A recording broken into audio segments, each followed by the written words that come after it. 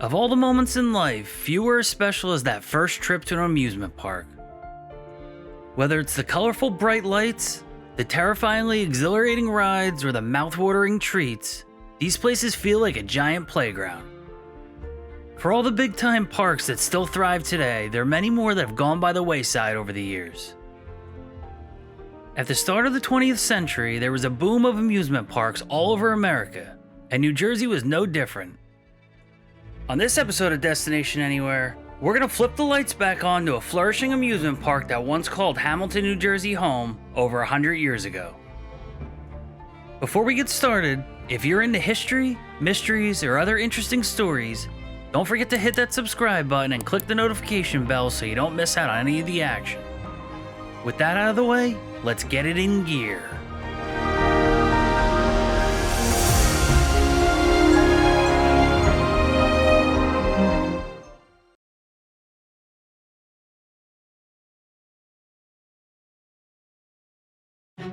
The story of White City essentially starts in 1893 at the Chicago World's Fair. Also known as the World's Columbian Exposition, the event was held in honor of the 400-year anniversary of Christopher Columbus's landing in the Caribbean. Featuring the world's first Ferris wheel and amusement park area, the event is credited as being the inspiration for the coming amusement park boom, thanks to the nearly 30 million spectators that flocked to Chicago. Covering 700 acres, including hundreds of buildings and structures decked in a bright facade, the White City model was now world-renowned. In the coming years, similar parks would pop up along the East Coast, including one in Philadelphia as well as Coney Island, New York.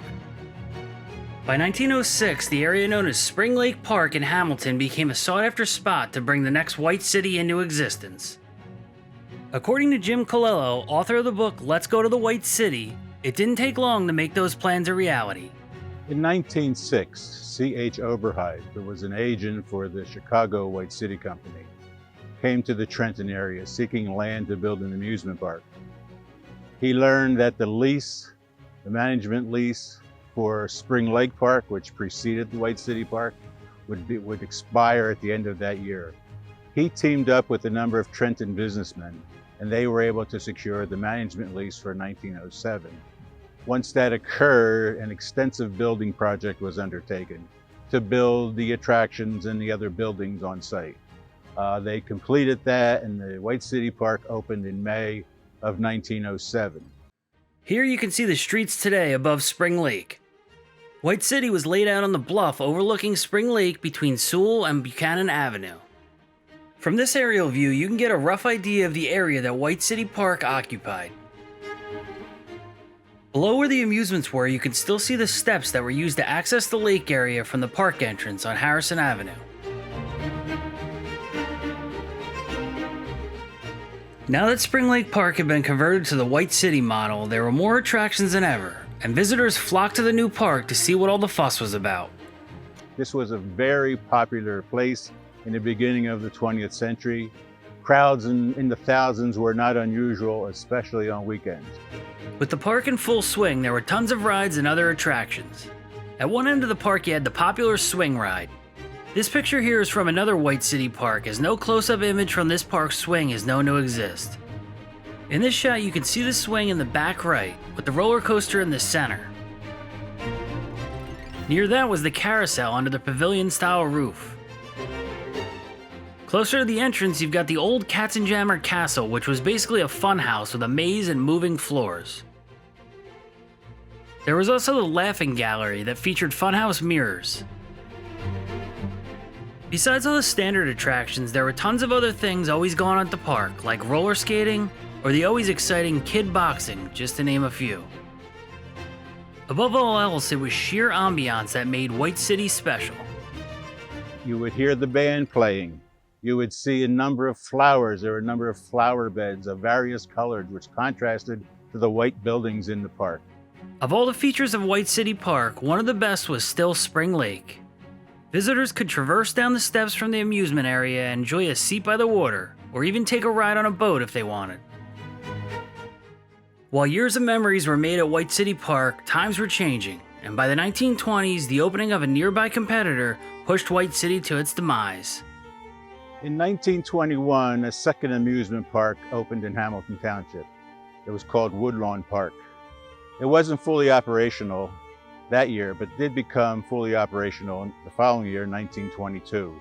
It had larger rides. The roller coaster, for instance, was much larger than the one here at White City, and it had much more land. There were picnic areas, ball fields, and most importantly, there was off-street parking. But the demise wasn't the fault of the 1922 owners. They continued all the rides and attractions. They continued to bring in top-notch acts, but everybody was interested in going to the new park, and the White City Park just didn't make it, and that 1922 was its last year. As the years went by, the activity at the old amusement park site would dwindle until eventually in the 1950s, the old grounds were divided into lots and new houses sprouted up that can still be seen today. By the close of the 50s, the Broad Street Civic Association had raised the money to purchase the land around the lake, and the area became known by its current name, John A. Roebling Memorial Park. Part of the Abbott Marshlands, Roebling Park features trails that'll take you all around the area, including around the perimeter of Spring Lake.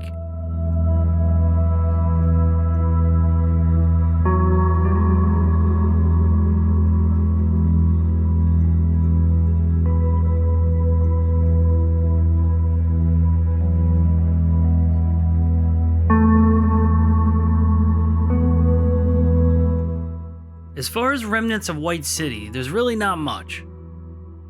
The old casino house still sits on the bluff, but it's been renovated and it's a private residence now.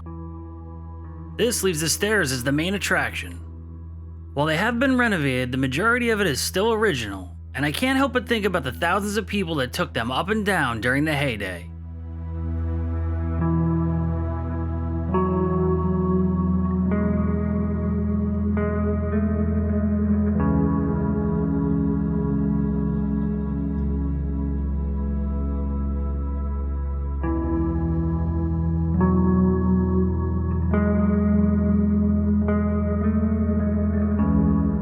It's been just shy of 100 years since White City Park closed its gates for good.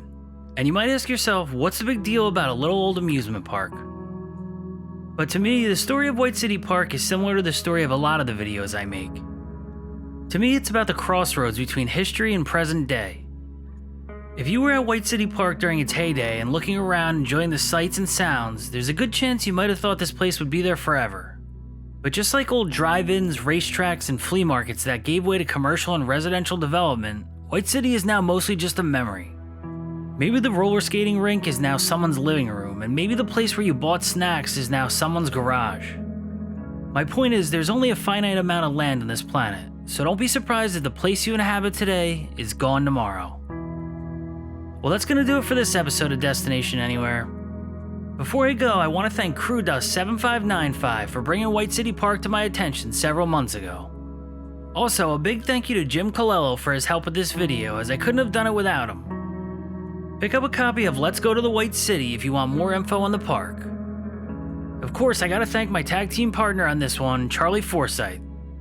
Check out more of his content on Instagram at CB4Visuals. Finally, don't forget to follow me on Twitter, Instagram, and subscribe to the Mickey Shuffle on YouTube.